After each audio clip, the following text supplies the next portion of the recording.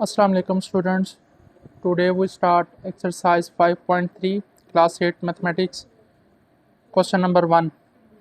Question number 1 में कहता है कि आपने ये दो चीज़ें फाइंड करनी है। ए आपने फाइंड करना है, उसमें दो सेट जो हैं ए और बी, उनका यूनियन और उनका इंटरसेक्शन फाइंड करना है। फिर बी में कह रहा है कि जो आंसर ए यूनियन बी का आया होगा और जो ए इंटरसेक्शन बी का आंसर आया हुआ है, आपने उन दोनों आंसर को अगेन वेरीफाई करना है बाय द वेन डायग्राम। और ये क्वेश्चन नंबर 1 का पार्ट 1 है हमारे पास।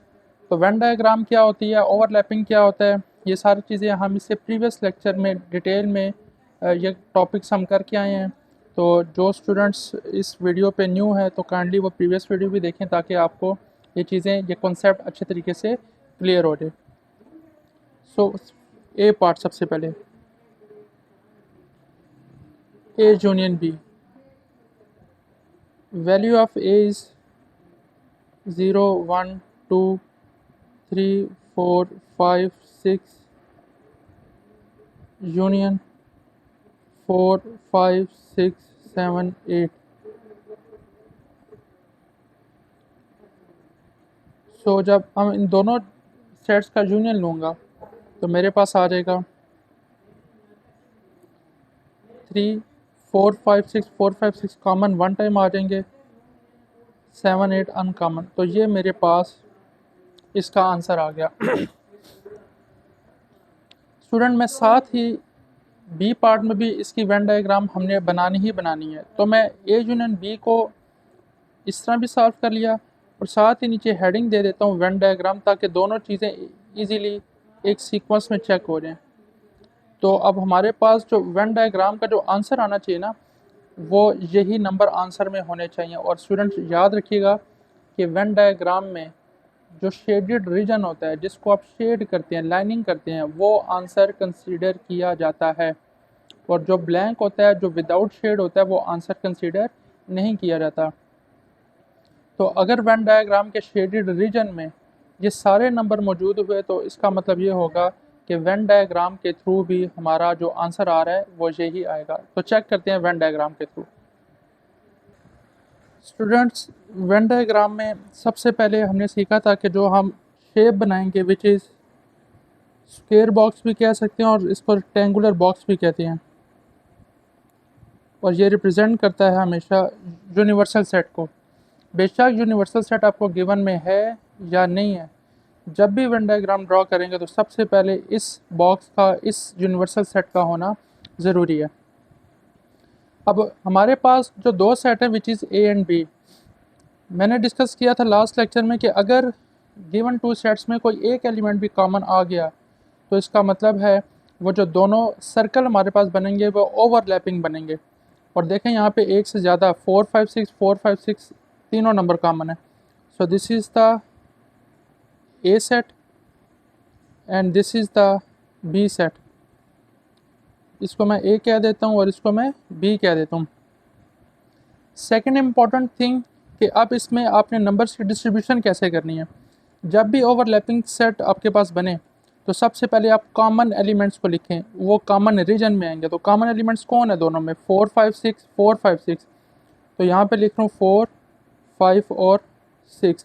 तो ये तीन एलिमेंट दोनों के हमने इसको राइट कर लिया। अब ए के ये एलिमेंट रह गए 0, 1, 2, 3, तो ये का अनकॉमन एलिमेंट्स हैं। तो ए का अनकॉमन रीजन कौन है, ये 0, 1, 2, 3, ये ए का अनकॉमन रीजन आ गया। अनकॉमन रीजन में अनकॉमन एलिमेंट्स ए के। इसी तरह बी वाले में हमारे पास 7 और 8 अनकॉमन है। तो बी का अनकॉमन रीजन कौन है, 7 और 8। तो ये हमारे पास बी का अनकॉमन रीजन आ गया। जब एलिमेंट्स की डिस्ट्रीब्यूशन कंप्लीट हो जाए उसके बाद फिर आपने क्या करना है, इसको शेड करना है। और याद रखिएगा कि शेड करने के लिए आपने क्या चीज़ देखना है, आपने टेबुलर फॉर्म देखना है जो आंसर हमारे पास आया होगा। सो आंसर में हमारे पास कौन है, 0, 1, 2, 3, 4, 5, 6, 7, 8।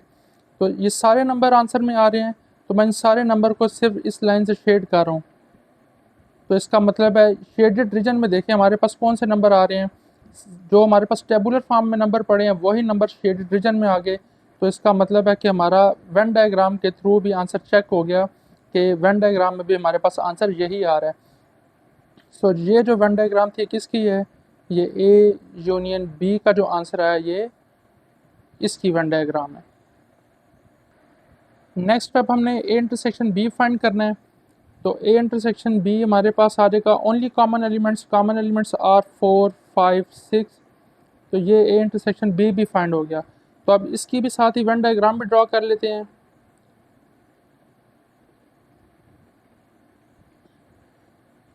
जब इसकी हम वेन डायग्राम ड्रॉ करेंगे तो सबसे पहले square box, this is universal set, again set A,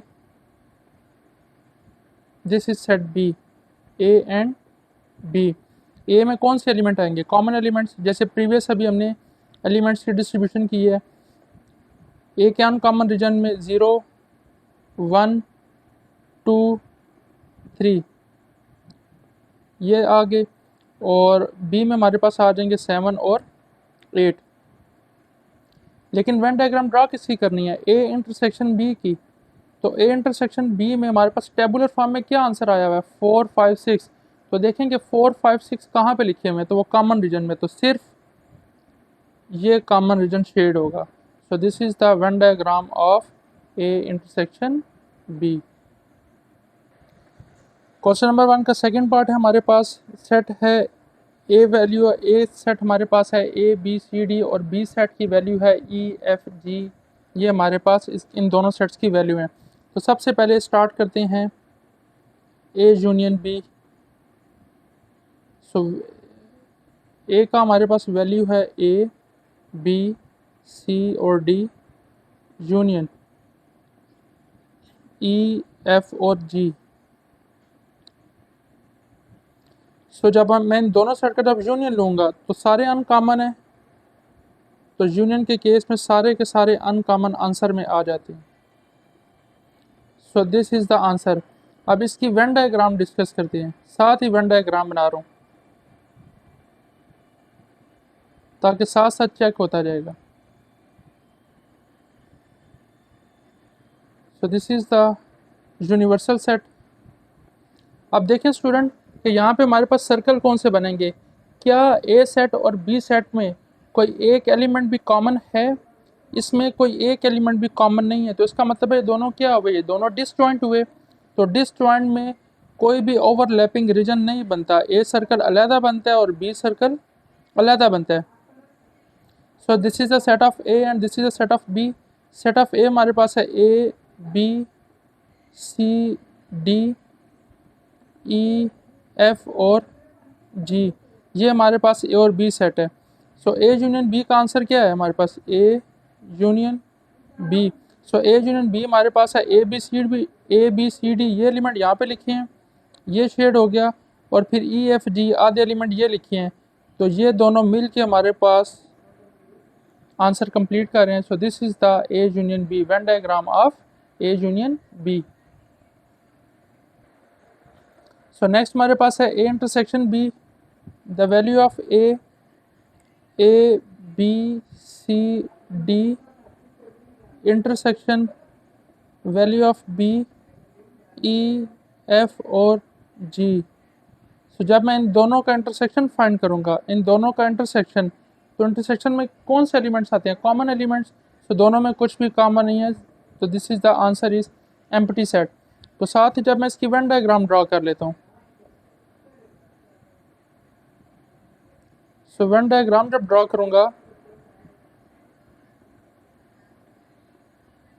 so Venn diagram is universal set, हमारे पास वेन डायग्राम क्या आ जाएगी, तो ओवरलैपिंग रीजन हमारे पास नहीं बनेगा, अगेन सेपरेट बनेंगे, डिसजॉइंट है। This is the A set and this is the B set. A में ए के एलिमेंट्स आ जाएंगे A B C and D, और यहाँ पे ई एफ और जी आ जाएंगे। सो ए इंटरसेक्शन बी, मुझे ए इंटरसेक्शन बी फाइंड करना है। सो ए इंटरसेक्शन बी का आंसर क्या है, टेबुलर फॉर्म है, एम्प्टी सेट। तो जब इसके बीच में कोई एलिमेंट ही नहीं लिखा कि मैं उसको शेड करूं, तो ये तो एम्प्टी सेट है, तो इसका मतलब है ये शेड नहीं होगा, यही इसका आंसर है। वेन डायग्राम में जब कोई भी एलिमेंट शेड ना हो तो वो हिंट होता है कि आपका जो आंसर है वो एम्प्टी सेट है।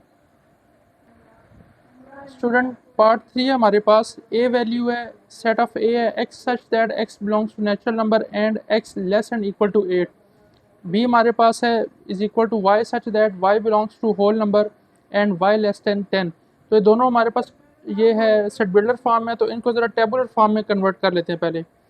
सो सेट ऑफ ए हमारे पास कितना आ जाएगा, कहता है 8 नंबर,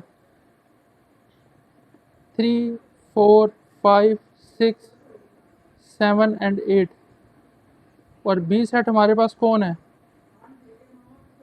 0 1 2 3 4 5 6 7 8 और 9।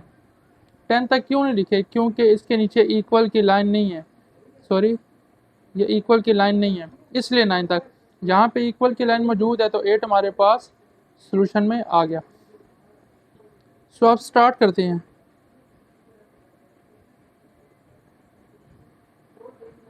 ए union B, value of A हमारे पास क्या है, value of A is 1 2 3 4 5 6 7 8 union 0 1 2 3, तो ये 9 तक सारे हैं।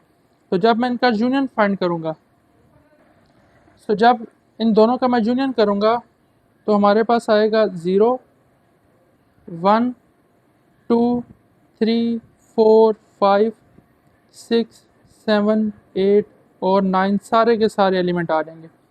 साथ ही इसकी वेन डायग्राम में चेक करते हैं क्या यही आंसर शेड होगा।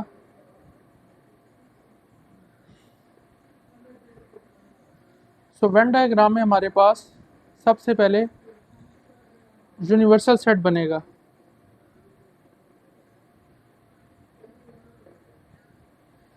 और सेट ए और सेट बी जब हम बनाएंगे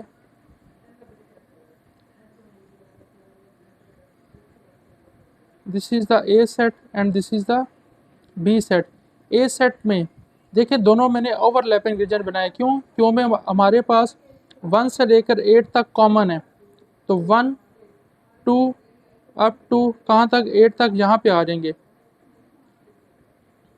और बी में हमारे पास कौन सा अनकॉमन रह जाएगा, 0 और 9, जबकि ए में हमारे पास कुछ भी अनकॉमन नहीं है, वो सारे का सारा 1 से लेकर 8 तक कॉमन रीजन में आ गया। सो जब आप यूनियन करेंगे ए यूनियन बी की, हम वो वेन डायग्राम ड्रॉ कर रहे हैं ए यूनियन बी की, तो जब आंसर देखते हैं 0 1 2 3 4 5 6 7 8 9, तो ये सारे का सारा रीजन क्या हो जाएगा, शेड हो जाएगा।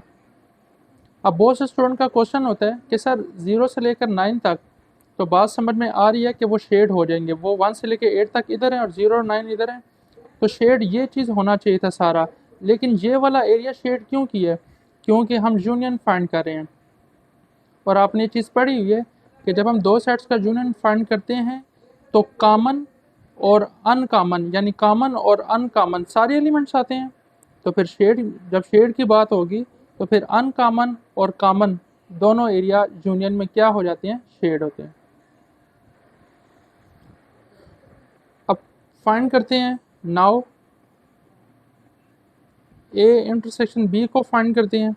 सो ए इंटरसेक्शन ए की वैल्यू हमारे पास अगेन 1 2 3 4 5 6 7 और 8, intersection value of B 0 1 2 3 up to 9 तक।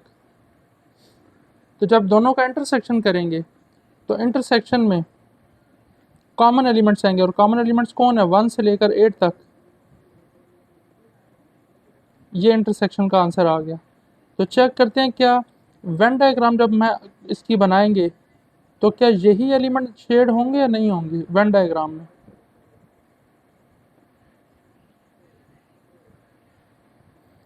तो सबसे पहले हम क्या बनाएंगे, यूनिवर्सल सेट।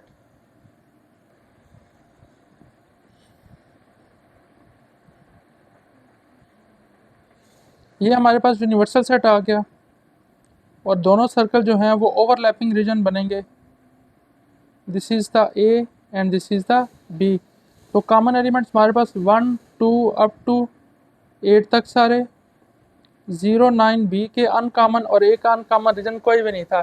लेकिन जब दोनों का हम इंटरसेक्शन लेंगे तो इंटरसेक्शन का आंसर देखें क्या लिखा है 1 से लेके 8 तक, तो 1 से लेके 8 तक ये इस जगह पे एलिमेंट पड़े हुए हैं सिर्फ, क्योंकि 0 और 9 इस सोल्यूशन में शामिल नहीं है। So this is the Venn diagram of A intersection B.